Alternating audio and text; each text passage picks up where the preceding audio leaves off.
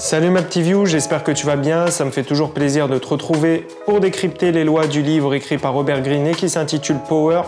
Aujourd'hui, la loi du jour, c'est la loi numéro 20 et c'est la loi qui nous demande de garder notre indépendance en toutes circonstances, de ne jamais prendre parti. Stupide est celui qui offre sa liberté à un parti. Garde ton indépendance au maximum en ne défendant que ta seule cause. Un jour, le chat vola un fromage sur le marché. Le chien qui observait la scène se mit en tête de voler le voleur. Une bagarre éclata entre les deux animaux. Le chat demanda une trêve.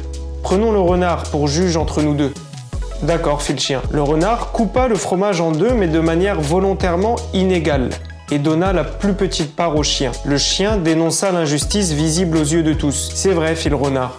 Et il prit le bout du chien et en croqua un morceau pour équilibrer la part, qui se retrouva cette fois-ci plus petite que celle du chat. Donc là, c'est le chat qui se mit à protester. Le renard prend la part du chat, croque dedans, et ainsi de suite, jusqu'à ce qu'il ne reste plus rien des fromages. En ne prenant pas parti, le renard a tiré son épingle du jeu. Quand on reste en retrait, au lieu de se laisser aller à la colère, on suscite le respect. En ne succombant pas à tel groupe ou à telle relation, comme le font la plupart des gens, on donne une impression de puissance, d'objectivité, de maîtrise. Avec le temps, la relation d'indépendance prendra plus d'ampleur et te donnera plus de pouvoir. Les gens te désireront davantage. À partir du moment où l'on s'engage, le désir s'évanouit. Les gens qui jusqu'alors faisaient toutes sortes d'efforts pour te gagner à leur cause, comme t'offrir des cadeaux, faire preuve de gentillesse à ton égard, t'accorder des faveurs, ne le feront plus. Tu peux stimuler l'intérêt, mais attention, ne t'engage jamais. Maintiens tes distances. Garde-toi d'accepter par inadvertance des obligations envers quiconque. Le but n'est ni de repousser, ni de paraître inaccessible.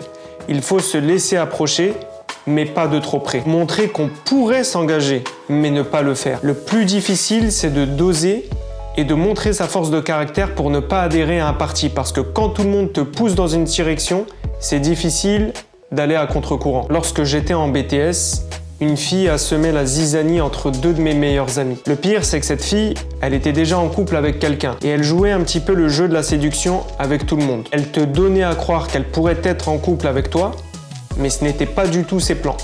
Et grâce à ça, elle avait beaucoup d'avantages. Un repas offert par telle personne, une journée sur Paris financée par telle autre, un chemisier offert par une troisième autre. En gros, à jouer le jeu de la séduction tout en restant indépendante, elle ne signait jamais avec personne. En guise de conclusion, il peut être parfois utile d'endosser le rôle du chaton joueur en faisant miroiter des choses, mais sans jamais offrir sa propre liberté. Cette vidéo est maintenant terminée. Je t'invite à t'abonner à ce compte, à mettre le petit j'aime qui va bien. Je te dis à la prochaine pour de nouvelles aventures. Porte-toi bien. Peace.